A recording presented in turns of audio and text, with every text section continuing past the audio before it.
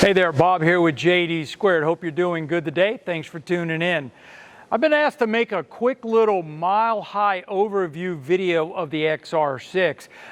If you probably noticed, we don't have a lot of information about the XR6 on our website. The RC6 is there and all, and the XR12, I don't even know if it's mentioned yet. And there's a reason for that, is we're really trying to get all of our ducks in a row so that we're already building XR6s. You can't see it, but they're behind me back here for customers. And we wanted to go ahead and get their videos done so that when their machine arrives, that they're going to be able to reference these videos and very quickly set the machine up. So that was my plan, was to take this machine back there and do that back there. However, they said we desperately need this video. We got a ton of people calling, especially since they've heard about the drill head. A lot of questions. So I want to attempt to answer most of the common questions right here about the two machines. So without further ado, let's get after it.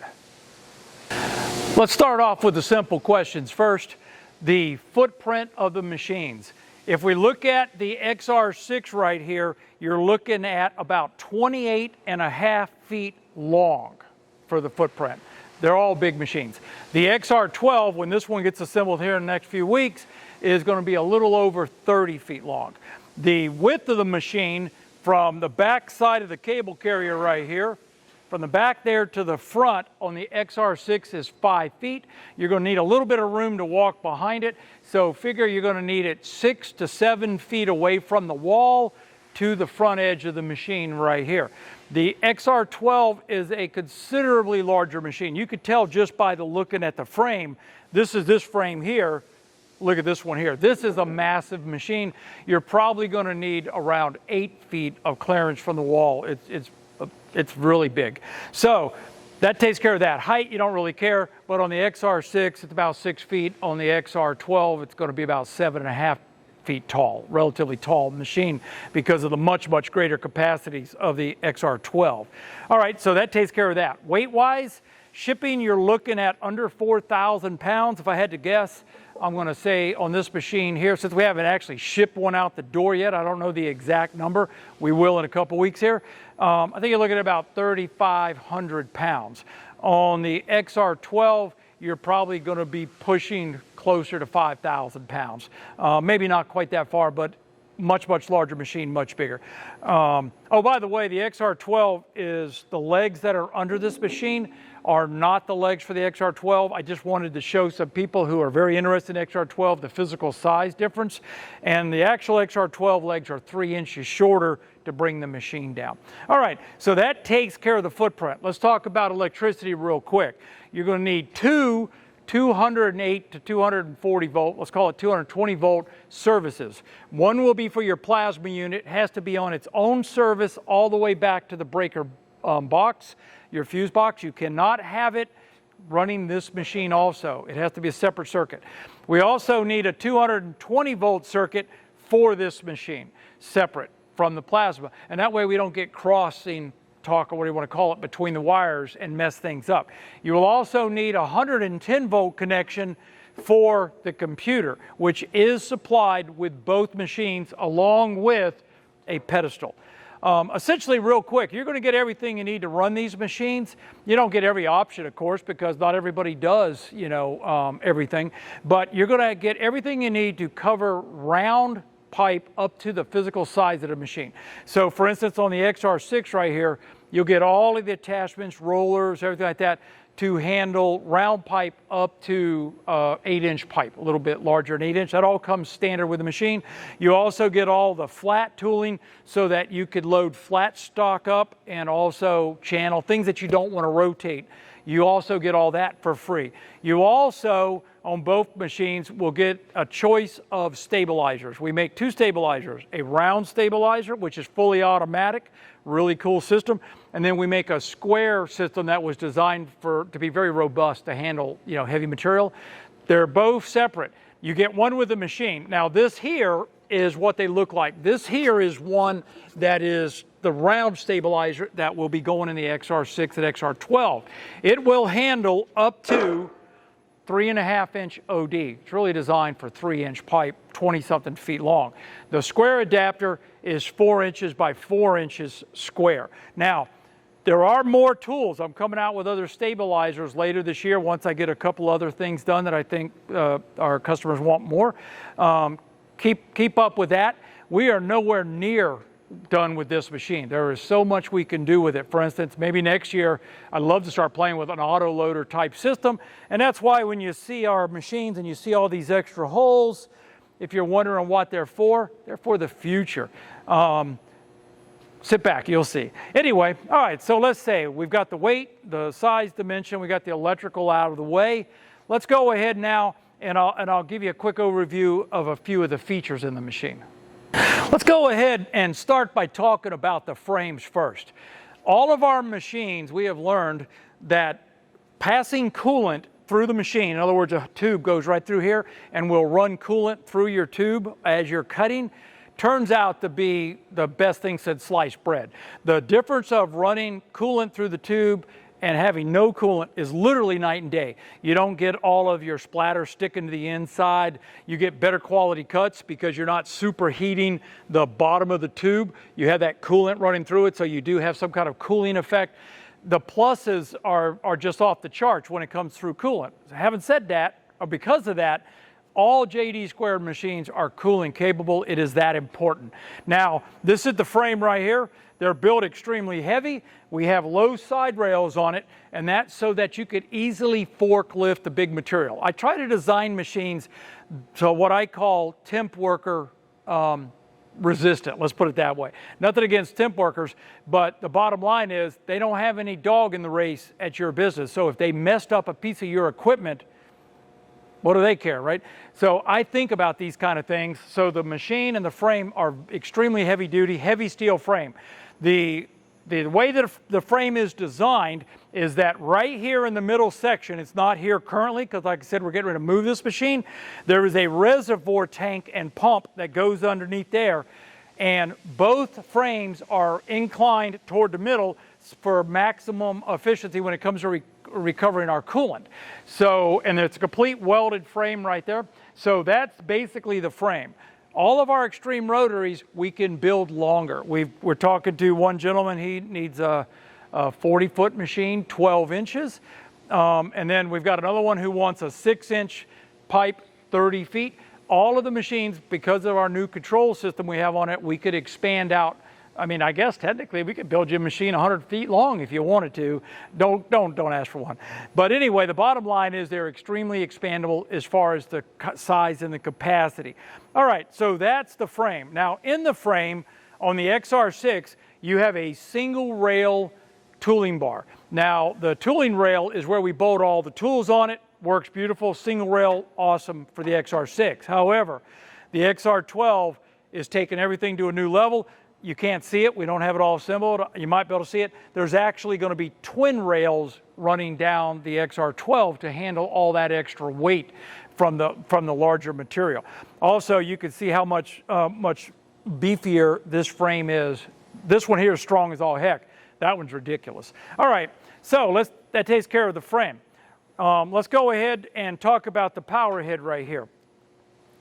When you're cutting stuff and you're rotating it, a lot of times you can't have your cake and eat it too, and here's why. Let's say you've got a motor in here and you have sized and designed this entire power head to handle 12-inch pipe. It takes a lot of torque to turn a piece of 12-inch pipe 20 feet long. That means you need a powerful motor. Problem is, the bigger the motor gets, they don't like to run at very, very high speeds. Now, we are running motors made by a company called Yaskawa. It's a Japanese company. They are EtherCat servo motors. They're some of the best servo motors in the world. This is an extremely advanced drive system in this machine.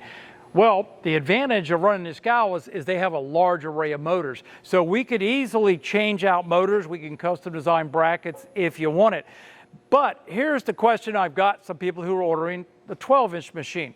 They said, if I have a 12-inch, which has a much larger chuck than the 6-inch one that's supplied on the RC6, can I cut the little stuff, like 3/4? Can I cut it okay? And the answer is yes, you can, but technically it will not be as good a cut as the XR6 will do, just because the RC6 is optimized for smaller stuff and can spin faster.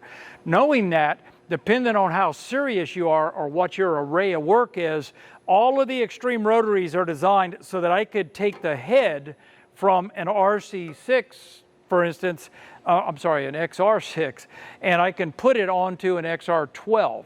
So if I did want to spin small stuff. We feel that the XR12 is going to handle like 1-inch tube and everything very, very well.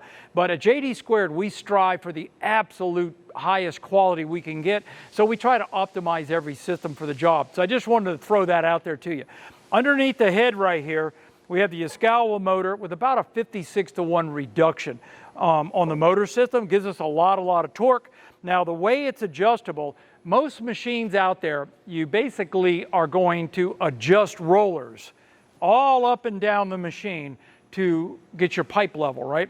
Well, I'm not a lazy guy, but I'm not stupid either, and I'm not going to do that every single time. So when we were designing our machines, what we decided to do was make all of the attachments, and I apologize, I should have one over here, but all of the attachments that bolt into the machine are precision. They're precision laser cut, bent, they're precision machined, and when you bolt them in the machine, they're within thousandths of an inch of being perfectly in line down the entire length of the machine, which means we could just take a large piece of pipe, something heavy, bring it in with a forklift, drop it in. First thing, of course, we'd have to do is run the head out of the way. By the way, this isn't even as fast as we can go. We still haven't determined the top speed, and that's 1,000 inches a minute. On paper, we could run 1,500. I don't know what I'm going to do, but the machine's very quick. So what you would do to load it, you run the head down that way, and then what you're going to do is you're going to bring the forklift in with your pipe, and you're going to set it down, right? Everything's wonderful. Until you try to side shift it, until you got to move it towards the chuck. You can imagine the weight of a 12-inch pipe, how big it would be. So what I've done, and this was actually a design for the XR12, and then we decided, you know what, heck with it. Let's bring it over to the XR6 also. And what it is there's an adjuster bolt right here, and if I break this loose, this entire head will slide in and out. So we don't bring the pipe to the chuck, we bring the chuck to the pipe. Now, it also has a 20-millimeter vertical adjuster underneath it to where she will adjust up or down 3 inches on the XR6. It will adjust 4 inches up or down on the XR12. Now, in the real world, when we designed all the tooling and everything, trying to keep the amount of adjustments to a minimum, you generally, rarely have I ever had to adjust one of our heads more than about 1/4 of an inch. And I cut all kinds of sizes. So you got plenty of travel right there. It's got a heavy-duty grounding system. Our machines are high-def capable. We have never sold a single one. But if you did want to do that, you could talk to us. The machine's motors are powerful enough, the machine's heavy enough to handle the high def. So that's not a problem there either. Let's see. On through spindle coolant machines like this here, you do not run the tubing through the chuck. That's a no-no. You want to keep all your coolant and everything contained inside the frame. It also is a much shorter footprint. If you think about it, some of the Pinocchio machines I designed years back, those are the ones where the tubing feeds out the front of the machine. Huge problems with them bad boys. One, they got to be this long anyway to accommodate the raw material before you start cutting, right? Well, as you feed it out the front, there's a boatloads of problem with those machines. That's why we don't manufacture one. But at the same time, if you could handle the pipe hanging out the front of your machine 20 feet, which they can't, you're looking at a machine 40, 50 feet long. It's ridiculously long. So this is a much smaller footprint than those kind of machines. That's why we did it. All right, let's go ahead and look at the next thing. Let's look at the gantry. We've gone to a gantry style with dual drive. It drives on both sides. It has heavy duty 3/4 inch wide face gears. We did a lot of this because, man, I want to jump ahead of myself. No, I don't. I'll tell you in a minute why we do it. But right now we have dual drives on both sides. We've enlarged the size of the gantry, or increased the size because of the drill head. Now, the drill head is not standard on the machine. This is an option. We're still working on it. I think we've got it ready to go this month. It's on the machine now because clearly we're working on it, but it doesn't come with the machine. However, it presented some problems for us with the original design. One of them was we were worried about deflection when we're drilling. So anyway, I've increased the size of this quite a bit. It weighs a little over 300 pounds right now. Dual drive, very, very rigid, very stiff system right there. Runs on rollers on each side. I do not run linear guides on my plasma machines on the outside because I don't want to keep replacing linear blocks for the life of your machine. So we run rollers. However, underneath the covers here, there are linear guides. They're dual linear guides, but we have them sealed up with a pretty cool belt system right here instead of using, I don't like, what do you call those things? The baffles, the whatever they are. Dust, what are those things called? Whatever it is. You know what I'm talking about, the folding baffles or whatever it is. I'm tired, been working a lot, so that's why I can't think of it. Anyway, our system doesn't use that because I've seen them things break down way, way, way too many times, and we just want a robust system. So I will try to take a picture up underneath here, and I will take a picture and post it at a corner so you can see the drive system that we've done. We run a high load ball screw inside here. Now, the Z-axis runs a lead screw also. Well, I guess I better talk about that separate. So this system here uses a drive system that powers both sides a single motor. We call it a drive shaft solution. It's the best solution we've ever done building machines. Ever since we went to this about, 2 years ago? Wow, all of our problems just totally went away with handling two motors, and you don't lose power when you go to one side to the other. All right, so anyway, that's the gantry right there. If you notice, back here on the back, we have a control box mounted. Inside that control box, as the machine comes standard, are 3 amplifiers, but there's room for 2 more, and that's because of the upcoming fully automatic tilt head system that we're going to be starting working on in July, and I'll talk about that in a second. All right, so we got this heavy-duty gantry on a heavy-duty frame, heavy-duty power head. Let's talk about the Z-axis right here. Z-travel in the XR6, you've got 7 inches up or down. The travel on the XR12 is going to be 11, possibly 12 inches. I'm at 11 right now. I am thinking about just going a little bit further. So, but it's got much greater Z-travel because of the size of the material. There's dual linear guides in here. The drill option can put out 200 pounds of thrust to the drill. That's what the drill's rated for. So I've sized everything underneath there, like the lead screw and everything is rated for 2,700 pounds of load, so we've got it covered in that regard. All of our machines come with the dual marker system. You get the pneumatic scriber that you're going to etch into your metal permanently, and then it also has a marker system to where you can mark if you want it temporary, if you want to erase it. They all come with magnetic breakaway heads so that if the machine does hit something, it'll fail. Let's go ahead, pop that right there. They carry a floating head type system right here so that if you're going to be working with rusty or painted tubing or something that isn't even metal, talk about that once again in a minute, the floating head will pick up the material, because normally you would use your torch right here to come down. It's got an ohmic lead and it's going to pick up that electrical connection, right? Well, suppose then you don't have good quality metal where you can't get that connection. That's where the floating head comes in. So it's got the floating head. Of course, the drills are optional. Now, so that's pretty much the Z right there. Comes with a laser pointer standard. All of our machines come that way. All right, let's talk about the last thing, and it's going to be the electronics that we've chosen to go into this machine. When we just started designing this machine, the goal was simple: build the world's best cutter. Just build the world's best cutter. And when I say the world's best, I'm not going to put up against a $500,000 machine that somebody hacked together.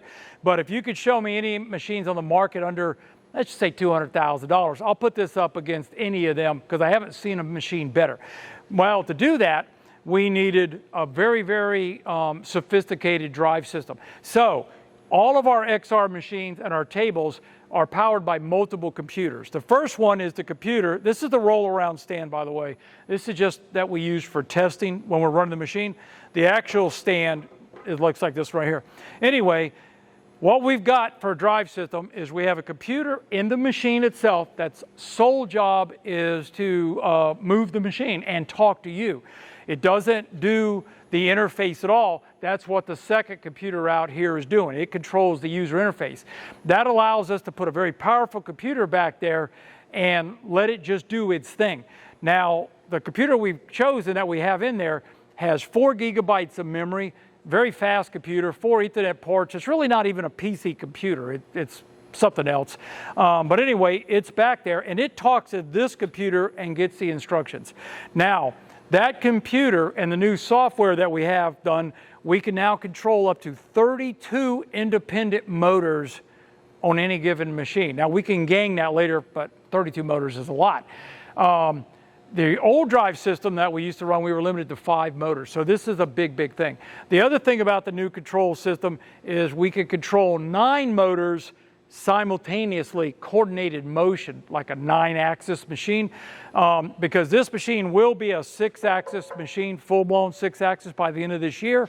Therefore, we needed that computer capability. And then I think it even has, oh my gosh, is it a terabyte of hard drive in it? Whatever it is, it's way overbuilt. So the drive system is also extremely expandable when it comes to input and outputs. We could literally add 1,000 inputs and outputs if we wanted to the system. The system is designed from minute one to be upgradable and expandable. So that's the drive system. All the wires on our machine are produced by a company called IGUS, German company. They make some of the best wire in the world. We also use the IGUS cable carrier because it's some of the best in the world. Let's see, is there anything else anybody has asked me a question that I'm in a hurry for? We've just made so many modifications to the machine since we've been building them for the last few years. It's got so much in it. I think I've covered the major bases. Let's go ahead real quick and talk about our roadmap. Right now, we are just all in, just trying to get customers' machine built. And everybody's got one in order. I really appreciate your patience. The whole world's stressed out right now. It's kind of, and you run into problems you don't even think you're going to run into. A few weeks ago, we couldn't get 3/4 inch by 2 inch cold rolled steel. This common stuff, right? I've been in business for 40 years, never had a problem. We couldn't get it for 2 weeks anywhere within, what, 400 or 500 miles. So we can't predict everything. What we do here at JD Squared is we work as hard and as fast as we can, and when the machine's done, it goes out the door. I'm really it's getting old trying to come up with actual dates because it is so hard with the logistics going on. Right now, machines that are placed order now, we're telling people 8 to 10 weeks. It could be 6 weeks, it could be 12 weeks, it could be 14. It just depends on if we're gonna have trouble getting stuff. We have ordered a lot of chips. We're looking really good there. We finally got a lot of motors in. We're still having trouble getting the motor for the XR12. They're talking October to get that rotary motor. But for the gentleman that's got them on order, we've already talked to them. We have an alternative plan to get them up and running. No big deal. But that's basically what we're doing here. Now, let's talk about the future. I keep saying expandability. What are we going to be doing to the XR6? Because for the average person, it looks like it does everything, right? Well, it doesn't. Some of the things that we're going to be doing to it, let me bring it up. Oh, one other thing too, I almost didn't mention here. Let's see here. All of our machines come with fully automatic programmable lifters standard. You get 2 of them. We have never used more than 2. Really cool system. It's a set it and forget it device. So unlike some other machines out there to where you have to have the G code tells the machine, lift up or get the heck out of the way, and you got to do that for every program you've written. The XR, since we build our own computers here and we make them, we have a lot of the functionality of running the machine has been offloaded from G code into the machine itself. So for instance, once we load a lifter and we tell the XR where it's at, you never have to worry about it again. It doesn't matter what parts you're making. As soon as that gantry goes over, it will automatically get out of the way for you. You should see that next week when I start bringing out the videos, the real videos of the XR6. All right. The future that we plan here over the next month, this month, we're going to be finishing up the drill head with the automatic torch lifter system so that we could drill our holes and then come back and cut it out. That's just about done. We got to add some regulators and a couple other things to it and then final test it.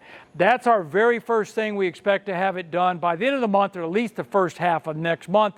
and then it'll be going out the door. Everybody and his brother and sister wants a drill head, and here's why.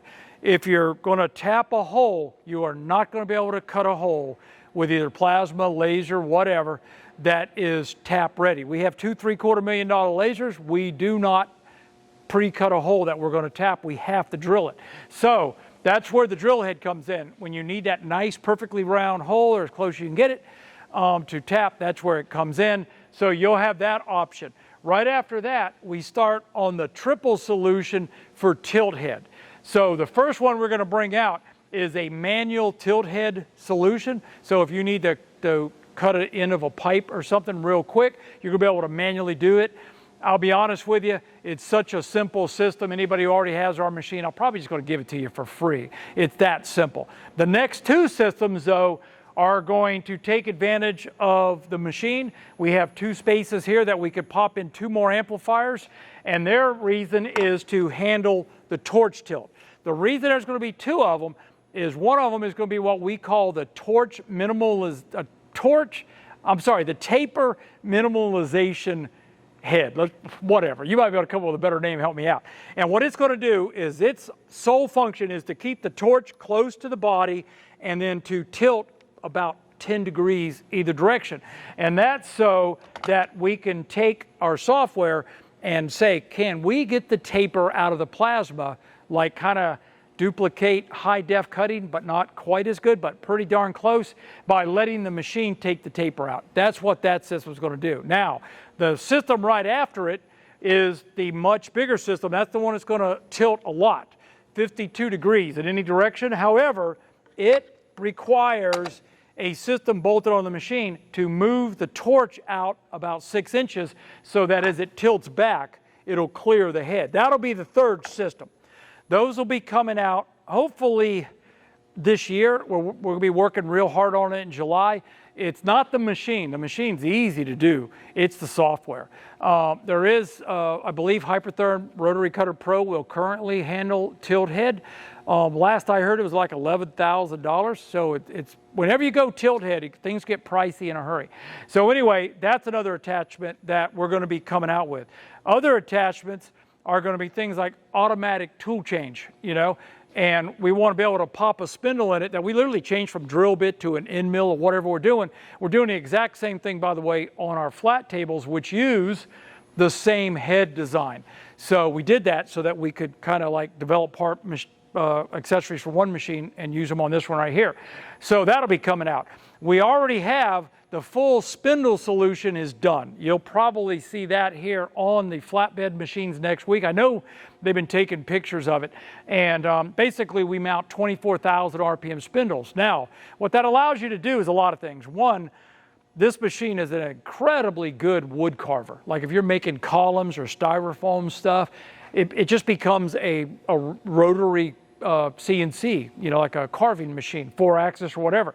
Does a great job. But the one thing we learned a couple years ago is with our new stabilization system, if we're going to cut aluminum pipe, for instance, or aluminum tube, we do not use the plasma cutter to cut that unless we absolutely have to. We pop a spindle in it and we mill it. And I mean, it is cool looking. You'll see that here in just a couple weeks, I hope. And I'm working a lot of hours. I'm trying to get everything in, but there's only so many hours in a day. But anyway, the spindle, that attachment is done. The control box on the back of the machine has been made in oversize, and that's so that we could put the VFD, the variable frequency drive system, in the machine itself, in the box, and then we can control the speed, direction, forward, reverse, whatever. All of that is already in our software. We're controlling it fine. That's done. So that's another accessory. Other accessories that we're going to be bringing out are side shift heads, for instance. Let's say we want to put another tool out here and we want to side shift so that we get as much travel. That's another item that we're going to be bringing out. An extremely advanced marking system is going to be coming out for the machine where we can change colors. This is really for the flat, but I don't know why I've got it in my mind. I want to build this thing, but I kind of do. So anyway, that's our roadmap. So hopefully by the end of the year, I can go on Christmas vacation and already have the tilt head, everything working. Boy, that would be really nice. Anyway, I really think that's okay. I think I've answered most questions. Right now, like I said, we're 100% focused on just the people who've ordered machines. Let's get their machines out. Let's get all of the parts into our manufacturing system, which turned out to be a little more important than I thought it was. We've been trying to build parts for these without everything in our manufacturing software system that does all the planning. And I'll tell you, it's slowing us up. We got to get it in it. So that should be completed probably by tomorrow, Thursday at the latest. And then now all of a sudden the XR6s are a first class citizen here at JD Squared, where they're being built according to a schedule. Right now we're just winging it as hard as we can go. Anyway, I think I've covered everything. Yeah, I think I have. Anyway, watch for some more videos. You should start seeing them pop out here probably early next week, because tomorrow we start disassembling this machine, take it back to the demo area and start shooting those. Anyway, that's it. I really appreciate your time. Hope I haven't been long-winded. I am long-winded. But anyway, I really appreciate your time. I hope I answered some of the questions you may have. And we're working hard for you. Thanks a bunch. Have a great day. Bye.